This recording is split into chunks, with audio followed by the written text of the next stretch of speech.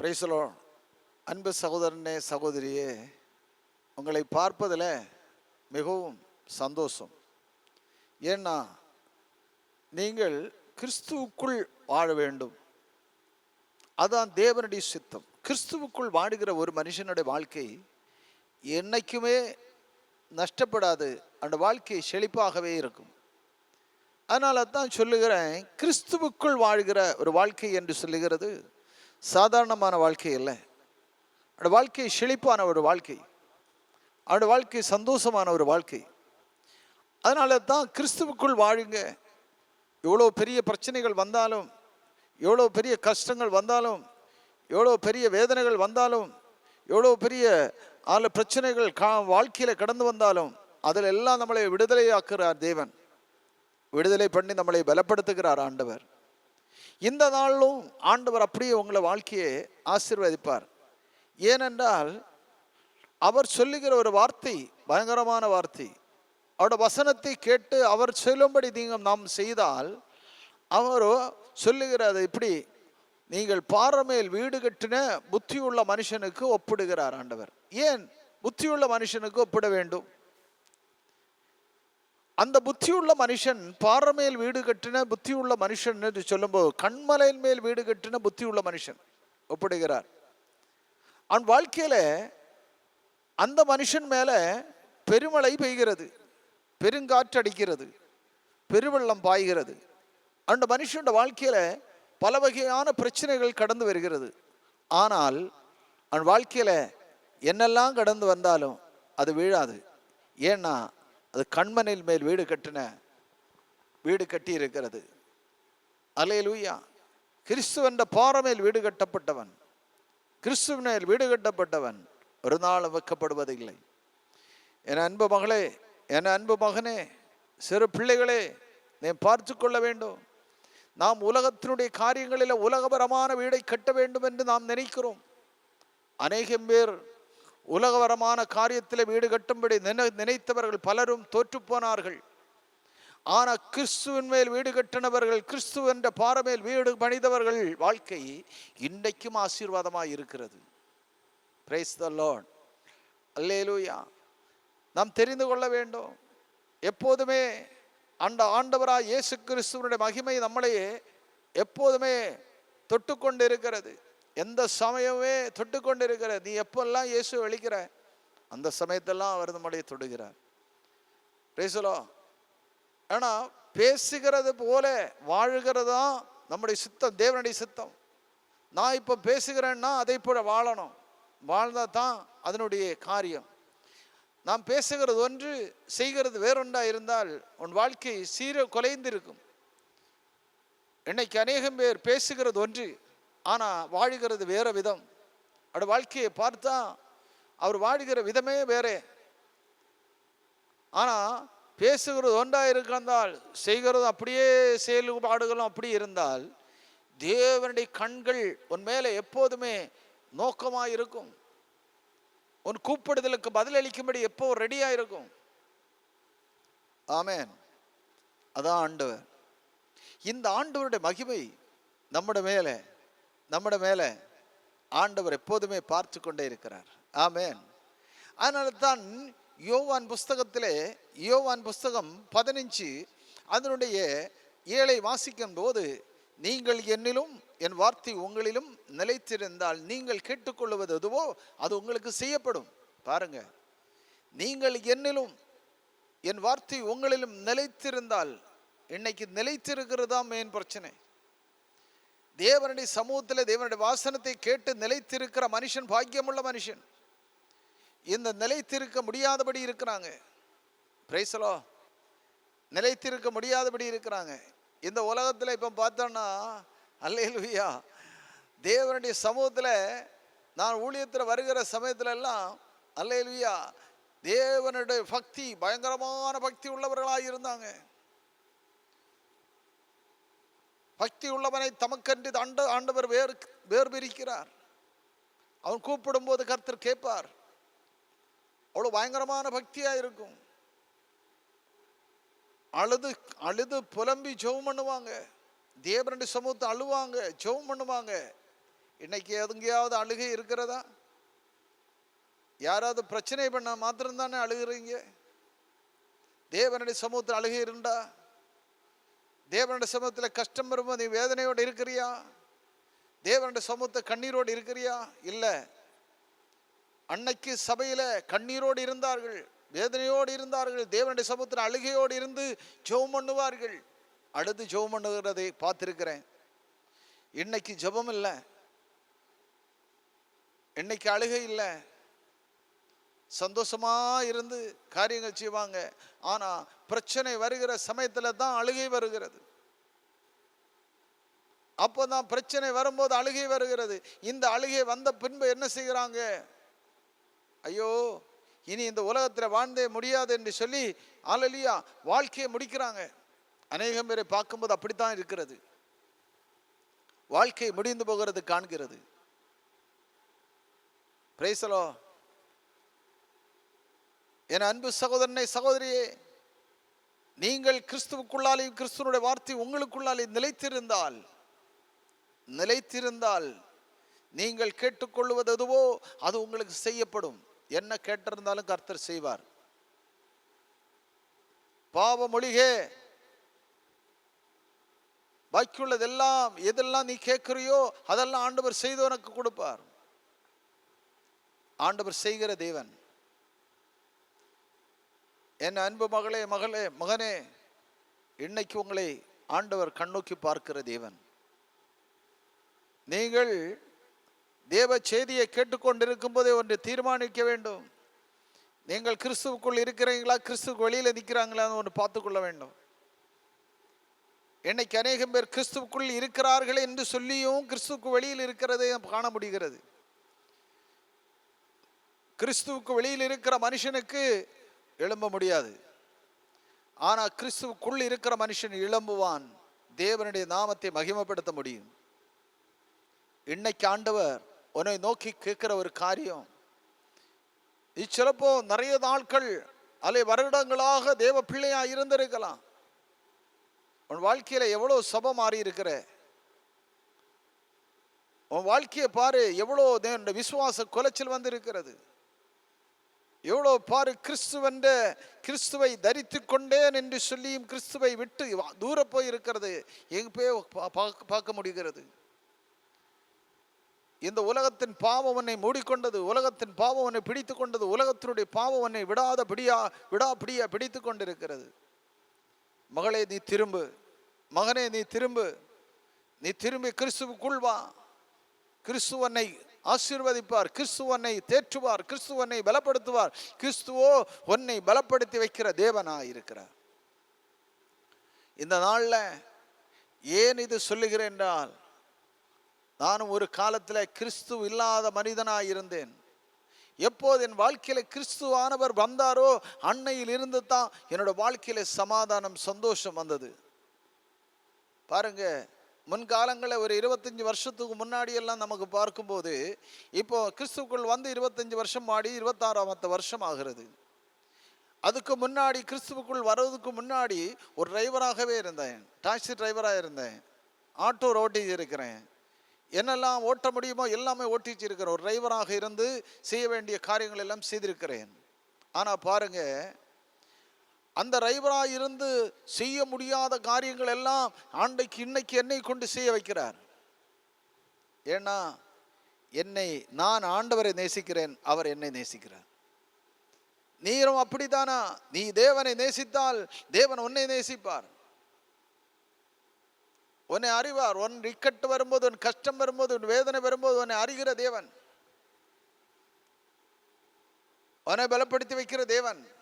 என்னை பாருங்க, தேவனுடைய சமூகத்தில் எப்போது நீ கவனமாக இருக்க வேண்டும். உன்னை காண்கிற ஒரு தேவன் உண்டு, உன்னை பலப்படுத்துகிற ஒரு ஆண்டவர் இருக்கிறார். அவர் உன்னை ஒருபோதும் கைவிடவே மாட்டார், ஒரு நாள் உன்னை கைவிட மாட்டார். கைவிடாதபடி உன்னை பாதுகாக்கிற தேவாதி தேவனுடைய கரம் இன்னைக்கு உன்னை தொடும். நீ தேவனுடைய சமூகத்தை திரும்பினான். Price the Lord. பாருங்கள், பாறை மேல் வீடு கட்டின புத்தி உள்ள மனுஷன், கண்மனையில் மேல் வீடு கட்டின புத்தி உள்ள மனுஷனை ஒப்பிட வேண்டும். உன்னை அல்லேலூயா. பெருமழை பெய்தது, உன்னை அசக்கல. பெருங்காற்று அடிச்சது, நீ இருந்த இடத்துல இருந்து எழும்பல. பெருவெள்ளம் வந்து உன் வீட்டின் மேல் மோதினது, உனக்கு ஒரு சேதமும் வரல. Praise the lord. அல்லேலூயா. உன் வீடு விழுந்தும் போகவில்லை. ஏன்னா கண்மனையின் மேல் வீடு கட்டினபடியினால் உன்னை கர்த்தர் சொல்லுகிற புத்தியுள்ள மனுஷன். நீ புத்தியுள்ள மனுஷனாய் இருந்து தேவனுடைய சமூகத்தில் எப்போதுமே அவரை நம்பி நீ வாழ்ந்தால் நிச்சயமாகவே உன் வாழ்க்கை பயணம் ஒரு ஆசீர்வாதத்தின் பயணமாய் இருக்கும். உன் ஆசீர்வதிக்கிறது தான் தேவனுடைய சித்தம்.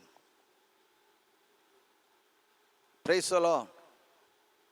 தேவனால் பிறப்பதெல்லாம் உலகத்தை ஜெயிக்கும். உலகத்தை ஜெயிக்கிற ஜெயமோ அவரிடத்தில் இருக்கிற விசுவாசமும் அவரிடத்தில் இருக்கிற பற்றுதலும்.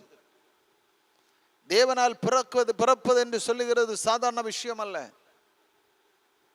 ஒரு சாதாரணமான காரியம் அல்ல. தேவனால் பிறந்த மனுஷன் ஒரு நாளும் வெட்கப்படவே மாட்டான். Price the Lord. இன்னைக்கு பாருங்க, தாயும் தகப்பனும் இயேசுவை ஆராதிப்பாங்க. பிள்ளைகள் காத்துல 4 கம்பலும் போட்டு சூப்பரா நடந்துட்டே இருப்பாங்க. ஏன்? அது தேவனால் பிறந்ததா? ஏனென்றால் தேவனுடைய பிள்ளைகளுக்கு தேவ பிள்ளைகளாய் தாயும் தகப்பனும் இருந்தபோது பிள்ளைகளுக்கு தேவையான தேவனுடைய வசனத்தையோ தேவனுடைய ஜெபத்தையோ தேவனுடைய காரியத்திலேயோ பிள்ளைகளை ஈடுபடுத்தாமல் இருந்தபடியினால தான் தாயும் தகப்பனும் இன்னைக்கு தேவனுடைய பிள்ளைகளாக இருக்கிறாங்க. பிள்ளைகளோ உலகத்தின் பிள்ளைகளாக இருக்கிறாங்க. தாயும் தகப்பனும் தேவ பிள்ளைகளாக இருக்கிறாங்க. அவங்களை பார்த்தா சுத்த விசுவாசிகள், பிள்ளைகளை பார்த்தா சுத்த உலகக்காரங்க, உலகத்தில் இருக்கிறவங்க, அப்படித்தான் இருக்கிறாங்க. ஏன் இருக்க காரணம் என்ன? கிறிஸ்துவிலிருந்து பிரிந்து கிருபையிலிருந்து விழுந்து போனார்கள். அந்த ஒரு சூழ்நிலை இன்னைக்கு உங்களுக்கு வரக்கூடாது. அந்த ஒரு சூழ்நிலை வருகிறதுல தான் பயங்கரமான பிரச்சனையே வருகிறது. Price the Lord. நான் ஒரு நாள் ஒரு பயங்கரமான ஒரு கும்பாட்ட களி ரோட்டில் வந்துட்டே இருக்கிறது. அந்த கும்பாட்ட களியை பார்க்கும்போது ஒரு பயங்கரமான ஒரு விசுவாசியுடைய பையன் அந்த கும்பாட்ட களி கழிக்கிறதுக்கு மேலே அவர் வண்டி மேலே இருந்துட்டு 2 கையை எடுத்து ஒரு நெற்றியில் ஒரு கெட்டும் கட்டி 2 கையை எடுத்துட்டு ஹா ஹா ஹான்னு காட்டிகிட்டே இருக்கிறான். ஒரு நல்ல விசுவாசியோட பிள்ளை பாருங்க. பிள்ளையை கொடுத்துட்டாங்க, எங்க? பிசாசின் கையில கொடுத்துட்டாங்க. இவங்க சொல்லுறாங்க, நான் ஒரு சுத்தமான விசுவாசி, இனி பிள்ளை வரலன்னாலே எங்களுக்கு போலாமே பரலோகத்துக்கு. ஆண்டவர் பிள்ளைய உலகத்துக்கு விட்டு கொடுத்துட்டு நீ உன்னை பரலோகத்துக்கு கொண்டு போக முடியா, ஆண்டவர் உனக்கு பிள்ளையை கொடுத்தாரு. ஏன்னா உலகத்தினுடைய காரியங்களில பிள்ளைகளை பயன்படுத்தணும். எப்படி பயன்படுத்தணும்? படிக்கிற காரியங்களிலேயும் படித்தத்திலேயும் பிள்ளைகளுக்கு ஞானத்தை புத்தி உபதேசிக்கிற காரியங்களிலேயும் தேவன் பிள்ளைகளுக்கு சொல்லிக் கொடுக்கணும். அதை விட்டு பிள்ளைகளுக்கு இப்படியான காரியத்தை சொல்லிக் கொடுக்கிறபடியினால தான் பிள்ளைகள் உலகத்துக்கு வழியா போயிட்டு பாருங்க. இந்த நிலைமை இன்னைக்கு அநேகம் விசுவாசிகளுடைய வாழ்க்கையில இருக்கிறது, அநேகம் குடும்பங்களில் இருக்கிறது, அநேகம் விசுவாச குடும்பங்களுக்குள்ளால் இருக்கிறது. ஏன் காரணம் என்றால் நீங்கள் விசுவாசியாளாய் இருக்கிறபடியினால தான் இப்படி இருக்கிறது. ஆனால் நீங்கள் இயேசுவினுடைய சீசர்களாய் மாறிட்டோன்னா உங்கள் பிள்ளைகளையும் கூட இயேசுவினுடைய சீசர்களாக மாற்றிடுவீங்க. நீங்க விசுவாசிகளாக இருக்கிறபடியினால தான் இப்படி இருக்கிறது.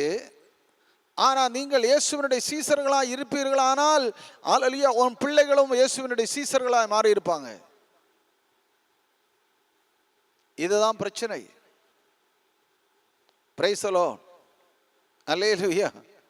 எங்க பார்த்திருந்தாலும் காத்துல கம்மல் ஈடாத்த ஒரு விசுவாசியும் காணாது.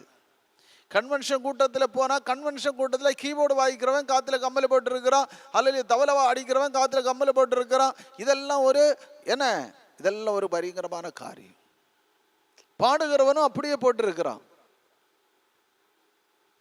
ஏன் காரணம் என்ன? நாம் தேவ பிள்ளைகளாக இருக்கிறோம். பார்த்தா அவங்க எல்லாம் கிறிஸ்தவங்க தான், அவங்க எல்லாம் பிள்ளைகள் எல்லாம் கிறிஸ்தவங்க தான், இயேசுவை அறிந்தவர்கள் தான். ஆனால் பிள்ளைகள் உலகத்தின் வழியே போயிட்டாங்க, தாயின் தகப்பனும் கிறிஸ்தவன் வழியில் வந்துட்டாங்க. அதன் வழியிலார வரக்கூடிய காரணம் என்ன? நம்முடைய கிறிஸ்துவை விட்டு பிரிகிறோம், கிருபையில் இருந்து விழுந்து போனபடியினாலே. பிரேசலோ, அடிஸ்தானம் இல்லாமல் போகிறபடியினாலே, வேறு ஆழத்தில் போகாமல் போகிறபடியினாலே.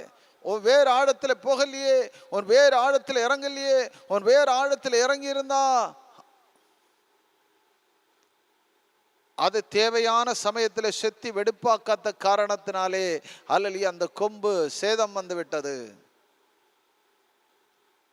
அந்த ஒரு நிலைமை நமக்கு வரக்கூடாது, ஒரு விசுவாசிக்கு வரக்கூடாது. அவன் நிற்கணும். அவன் கண்மலையில் மேல் வீடு கட்டின புத்தியுள்ள மனுஷனுக்கு விடப்பட வேண்டும்.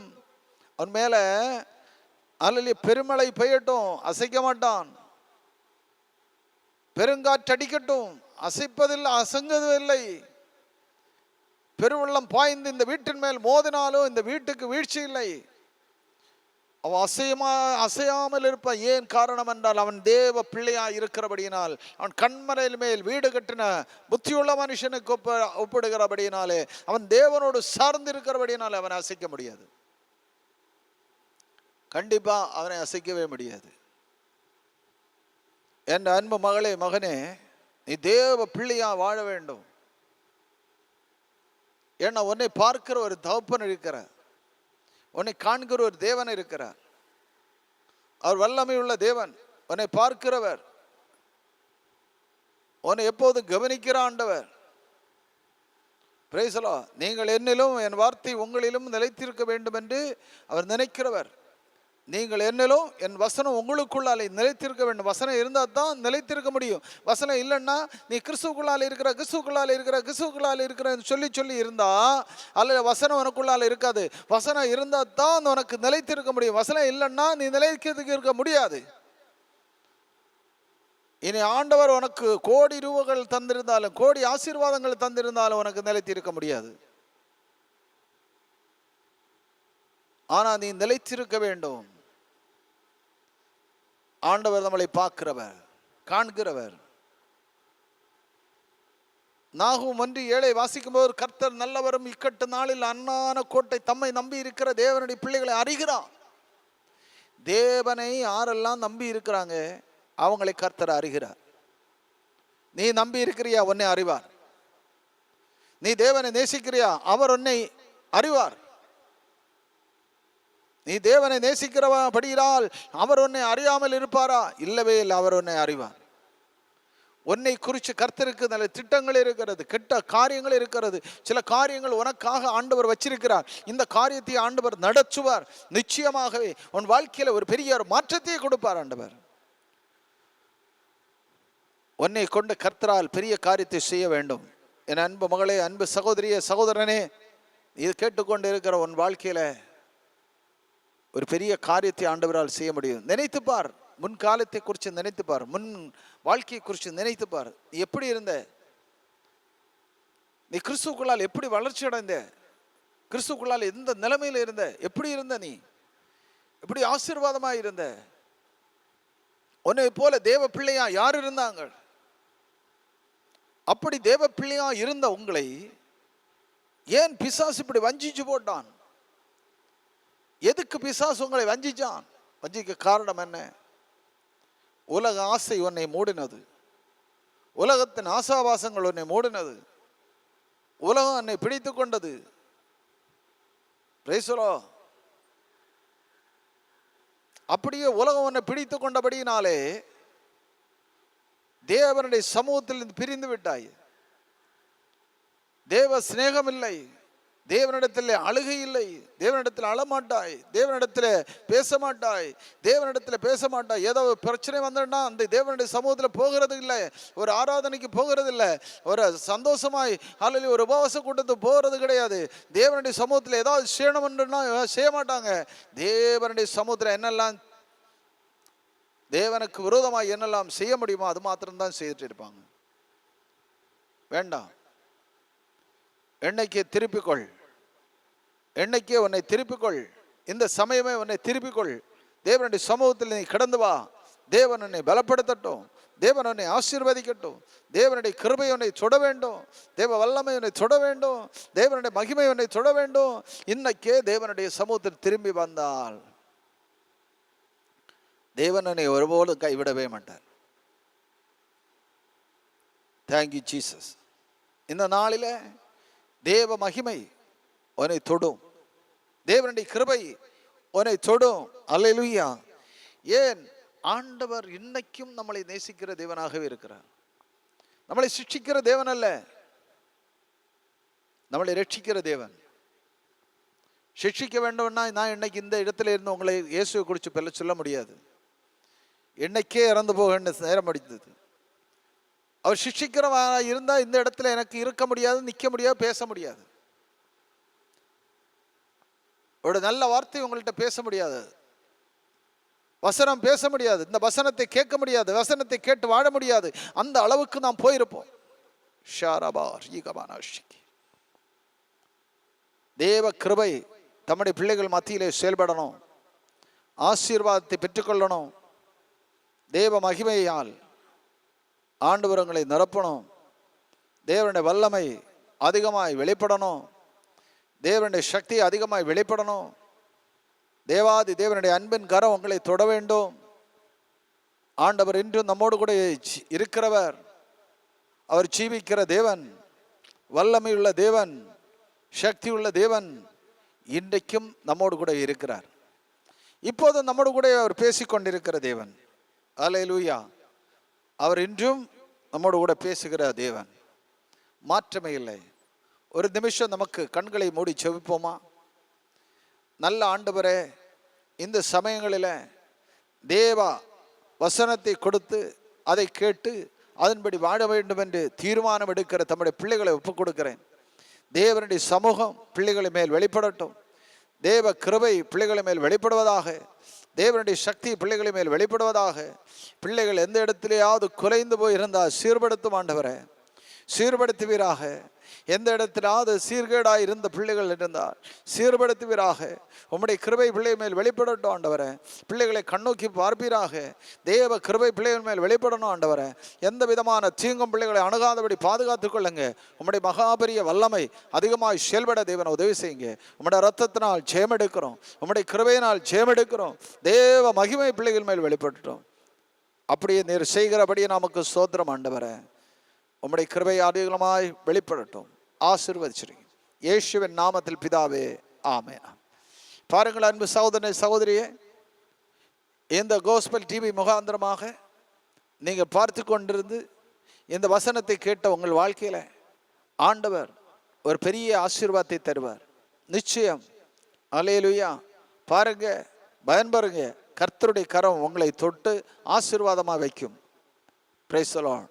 இயேசுவின் நாமம் உங்கள் மேலே ஆண்டவர் அதிகமாக, அவருடைய நாமம் ஒரு நாளும் மாறாதது. அவருடைய நாமத்தை நீங்கள் முருக படித்துக் கொள்ளுங்கள். கர்த்தர் உங்களை ஆசீர்வதிப்பார். ஆமென். இந்தியா முண்டப்பிராவளை பாரசாலை சபையின் ஆராதனை ஒழுங்குகள். ஞாயிறு ஆராதனை காலை 8 மணி முதல் 11 மணி வரை நடைபெறுகிறது. செவ்வாய்க்கிழமைகளில் விடுதலையின் உபவாச ஆராதனை காலை 10 மணி முதல் 1 மணி வரை நடைபெறுகிறது. மாதாந்திர முதல் சனிக்கிழமைகளில் உபவாச ஆராதனை காலை 10 மணி முதல் 1 மணி வரை நடைபெறுகிறது. எல்லா வெள்ளிக்கிழமைகளிலும் உபவாச ஜெபம் காலை 10 மணி முதல் 1 மணி வரை நடைபெறுகிறது. வெள்ளிக்கிழமைகளில் ஆலோசனை நேரம் காலை 10 மணி முதல் 3 மணி வரை சபையில் வைத்து நடைபெறுகிறது.